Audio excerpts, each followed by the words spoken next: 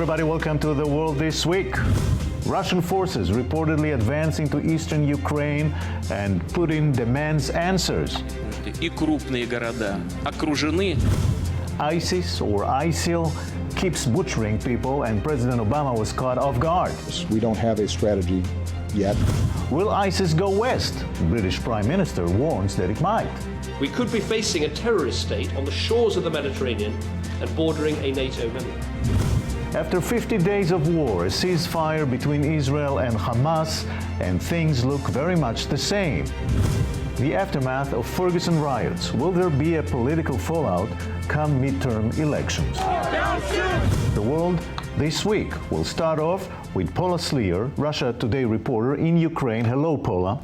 The West sees this as another phase in Russia's invasion to Ukraine, yet Putin keeps saying he's just helping. Hello, Jacob. Well, the way the situation here is viewed by the West is very different to how Russia views it. The Russian President Vladimir Putin has never denied the fact that there are Russians fighting here in eastern Ukraine against the Ukrainian military, but they're doing so in their own personal capacity. They haven't been given the order to do this from Moscow. One of the big problems is that the Ukrainian-Russian border is extremely fluid and large parts of the border are not marked. They go through a field or a forest or a village. And so you've had a number of instances where Russian soldiers have unintentionally crossed over into the Ukraine and vice versa, Ukrainian soldiers crossing over into Russia. What the Russians believe is that Ukraine is trying to drum up reasons as to why NATO and the West needs to get involved. They're trying to drag Russia believes, into a full-scale war, which they're trying to avoid. The problem on the ground is that it's extremely dangerous. Just a short time ago, this bus behind me took a direct hit from a shell. Most of the people here in Donetsk have left, but for those who remain, for whatever reason, they're having to avoid scenes like this, and they're also facing a humanitarian crisis. Water, food, and electricity supplies are running out and running out quickly here in the city. Yeah, well, obviously we see the grim results behind you. According to many reports, these are Russian soldiers in unmarked vehicles that are entering the East Front now. What's the point in denying that this is Russian military? Well, I'm not sure which reports you're referring to. If the Kiev government and its Western allies have solid proof that there has in fact been a Russian invasion, they need to provide evidence of this. The Kiev government has said that it is disappointed with the European Union for not conclusively saying that there has been a Russian invasion of Ukraine. Indeed, there were some satellite pictures that were presented, but Moscow laughed these off and said it wasn't even going to respond to them. The Organization for Security and Cooperation of Europe has said it has no proof that Russian vehicles have indeed crossed over into Ukraine. Well, Ukraine's prime minister says that Russia intends to cut off gas supply to Western Europe this coming winter. Is this possible? Well, Europe is one of Russia's main clients when it comes to the supply of energy, and it doesn't make sense for the Russians. It would be suicidal for them to cut off these supplies of energy to Europe. On the one hand, it means the loss of billions of dollars. They lose their reputation as a reliable business partner, and at the same time, Russia has signed contracts with countries, so it is obliged to deliver this energy. The problem, of course, is that economies enjoy stable situations on the ground, and right now here in eastern Ukraine, the situation is anything but stable, and so you do have a very real possibility that some of these supplies of energy might themselves be damaged. What the Russians believe is happening is that the Kiev government is trying to frighten its Western powers into believing that Russia intends to cut off energy supplies. If you don't mind, Jacob, we're beginning to hear some artillery firing, so I think it's best that we actually finish this interview right now. Thank you very much, Paula Slier in Ukraine. Thanks. Thank you very much. 50 days of shelling on both sides of the border. What's next for Gaza? We are joined now by Mr. Ashraf Al-Agami, former Palestinian minister. Thank you for joining us from Ramallah, Mr. Al-Agami. Thank you. Thank you. Is Gaza going to stay a Hamas land, or will the Palestinian Authority, headed by President Abbas, will play a significant role from now on? I think the Palestinian Authority will do a significant role by controlling the Gaza Strip gradually, especially controlling the checkpoints and the borders between Gaza and Israel, because without this controlling, I think that the Israelis don't allow goods and don't allow even opening these borders. But are they also committed to make sure that no arms, no weapons, no materials for tunnels go into Gaza? Yes, of course. The Palestinian Authority and the Egyptians also, they are committed not to allow to the weapons and all materials that can be used to making weapons to Gaza Strip, and this is something must be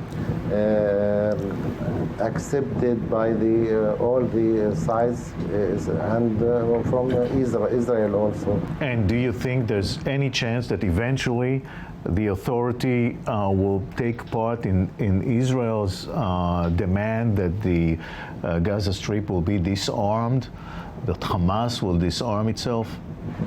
I think Hamas understands that without the existence or without the role of the Palestinian Authority, nothing can be moved, especially the lifting of the siege from Gaza Strip and opening the borders. So I think that everything now is upon the behavior of Hamas movement, also on the behavior of the Israeli authorities. The Palestinian Authority is ready to collaborate or to coordinate with the Israelis and with Hamas and with the Egyptians to make Gaza Strip rehabilitate and also to rebuild. President Abbas implied that he had some new plans, new initiatives for the peace process. What do you think he might have in mind? I think that President Mahmoud Abbas wants to demand from the American administration to recognize the borders between Israel and Palestine, the 1967 borders, and to make the Israelis accept this principle to start a new peace process on the basis of these borders. Yeah, but this is not so new. We thought that maybe he had something really new up his sleeve. He wants to start from the end, from the acceptance of establishing the Palestinian state on 1967 borders. Mr. Agami, I thank you very much for joining us today. Thank you. And this is our panel on the world this week. Say hello to Barbara Palrom, Defense News Bureau Chief in Israel. Hello, Barbara. Hello. And Alon Pinkas, former advisor to Prime Minister Ehud Barak. Let's talk about Ukraine. What's going on? I don't know what Putin wants, but he does whatever he wants. Not necessarily. I think he's acting out of weakness rather than out of strength. There was a tacit agreement that he takes Crimea, the Crimean Peninsula, in which there are 60% Russians. The West condemns him. Certain sanctions are imposed on Russia, but the condition was you don't move beyond Crimea. You take Crimea, fine. You do not move into eastern Ukraine. In the meantime, there were elections in Ukraine. Poroshenko won the elections. He's supposedly, ostensibly a strong president. But out of his weakness and his fear that he's being suffocated and encircled, Putin is now trying all these kind of semi-incursions into East Ukraine. That puts NATO on alert, that puts the US on alert, but I don't think anyone is making too much of it. It does have, however, the potential to escalate. Mm-hmm. Barbara, let's watch President Obama. Sure. Gives, let's say, another analysis of what's happening in Ukraine. Here he is. I consider the actions that we've seen in the last week a continuation of what's been taking place for months now.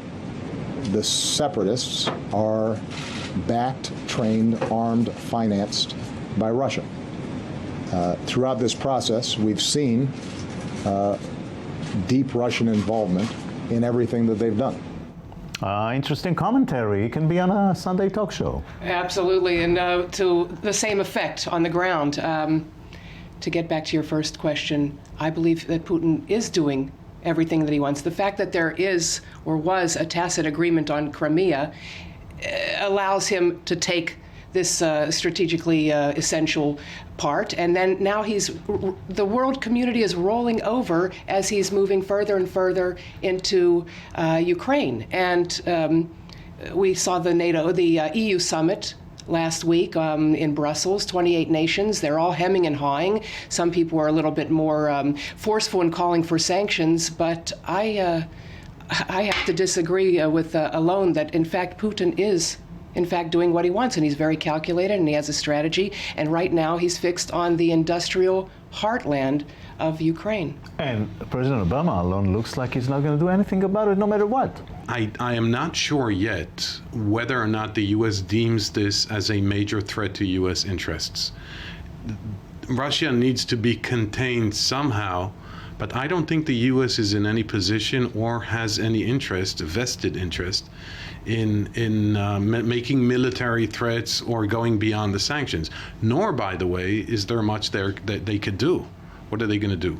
Send the 82nd Airborne Division into Moscow? People are dying now in Ukraine. Correct. On a daily basis. Yes. Right. And this caused some stir when President Obama mentioned Syria. Look at that.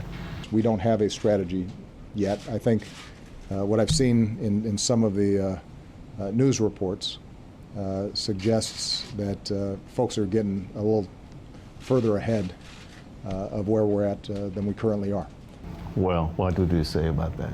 First of all, that was an unfair clip, unfair bite. He was talking about the strategy in Syria as opposed to Iraq, where he has been forceful in exercising his authority, empowered by Congress, 115 airstrikes. It was terrible. Yeah. And it keeps with Obama's another embarrassing quote about not doing dumb things. This president does not want to do dumb things.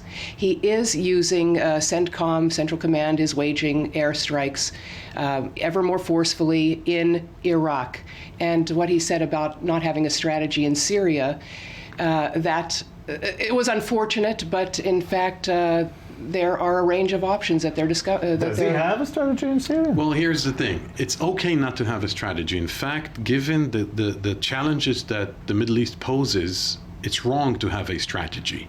You need to have the agility and the flexibility to answer each and every challenge in a different way, and these challenges are dynamic. What is wrong, what is not very smart, and I'm sure he'd take that back, is to declare that you don't have a strategy, because that projects disorientation and confusion. To say we don't have a strategy is I didn't do my homework because the dog ate my books. It's even worse than the tan suit, right? Oh, that's insensitive. It's the same suit, by the way, that Reagan and Clinton wore, but they were okay with it. The language that is used to describe the threat from ISIS is much more forceful and much more in keeping with Obama's West Point foreign policy address, where the U.S. would intervene only when there is a clear and present danger to America. And here, they're using that language to describe ISIS, and they're not using this language to describe Putin and the Ukrainian issue. So I would expect some type of concerted action. It invariably will be too little, too late. Yeah, well, we've talked to the Palestinian Foreign Minister, Mr. Agami. I must say it does not look like anything new under the sun. It's the same thing. I happen to think that for the last 2 years, 3 years in fact, President Abbas was seeking the internationalization of the process. He understood at a very early stage that nothing good is going to come out of negotiations with Mr. Netanyahu. Mr. Netanyahu is not ready for the type of Clinton parameters / Olmert Abbas understandings of 2008, which is why this operation, this war in Gaza, Protective Edge, provided Abbas. All of a sudden, he's a hero. He's the go-to guy. He's the guy with the solutions. He now has credibility and the leverage to appeal to the international community, whereas 3 months ago, he may not have had that. Yeah, but we thought we have new alliances in the Middle East, and Netanyahu was talking New about Horizon, New Horizons. cryptically referred. It's interesting what Alon said, that the ironic outcome of this 50-day war with Gaza is that it's basically catching Israel and the United States with their pants down, unprepared for Abbas to assume this go-to guy role, monitoring the borders, asserting a Fatah authority in the Gaza Strip. The U.S. is cutting aid at Israel's behest. These forces, the Palestine security forces that will be guarding the border, are no longer going to be funded by America as they have for the past several years. And Israel, with all due respect to the Prime Minister, he is now seeing something that he rejected in the 9 months of failed Kerry-led peace talks. Yeah. Well, bottom line, we all agreed not much is going to happen anytime soon. Barbara and Alon, thank you very much. It was great talking to you. Thank you. And this has been The World This Week. We'll see you here next Sunday. Have a great week. See you.